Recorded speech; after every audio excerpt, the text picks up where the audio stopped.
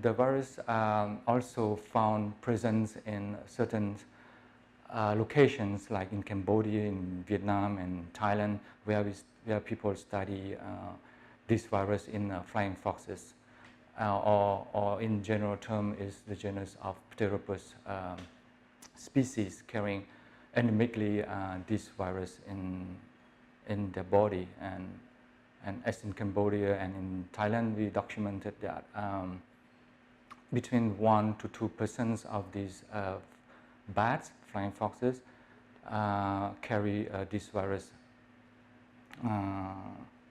in their urine. But what we know is that this virus causes encephalitis in humans, and also there's new forms of respiratory infection, and this kind of new forms is associated with human-to-human transmission of this virus that was documented in Bangladesh and also in India. Luckily, Nipah now seems to cause sporadic outbreak and with limited human-to-human transmissions. But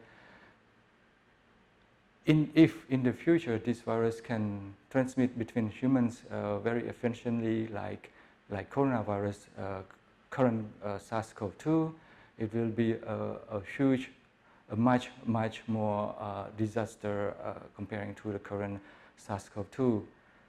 Why? Because this Nipah virus, as we known since 1999, is that this virus in different outbreak can cause fatality rate higher than 75%.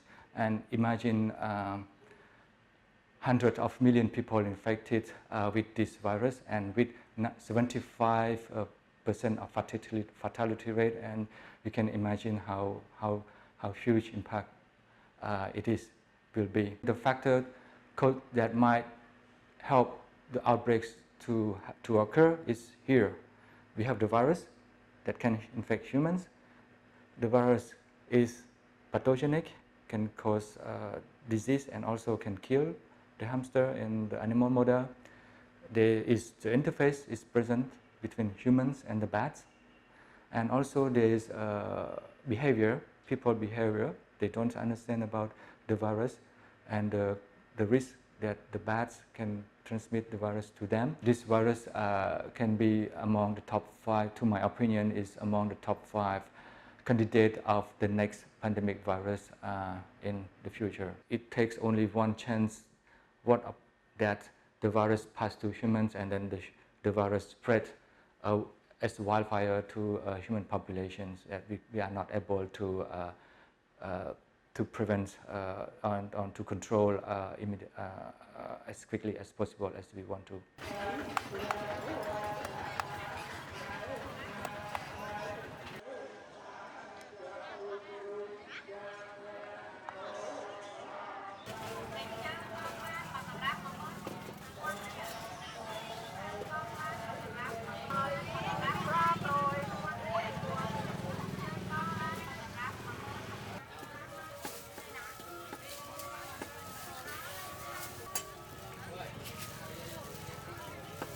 Because they're right underneath the tree.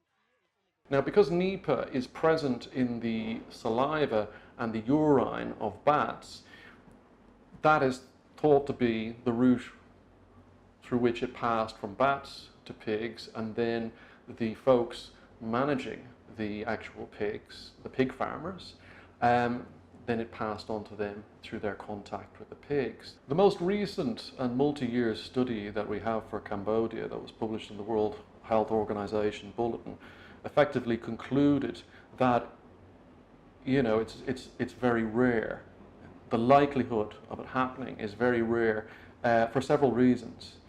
One of those is that the virus appears to be prevalent at very low levels generally.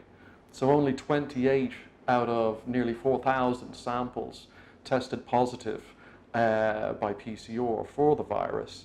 And they also clustered at a certain time of year, specifically April and May, which is when the flying foxes give birth here.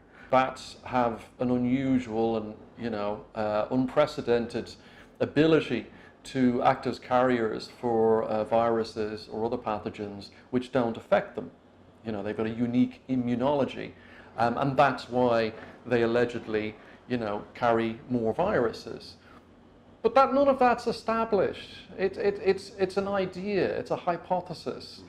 And at the same time, we have empirical evidence showing that, well, actually, if you look at the proportion of viruses across different animal and mammal groups, you see it is actually directly explained by the species richness within those groups.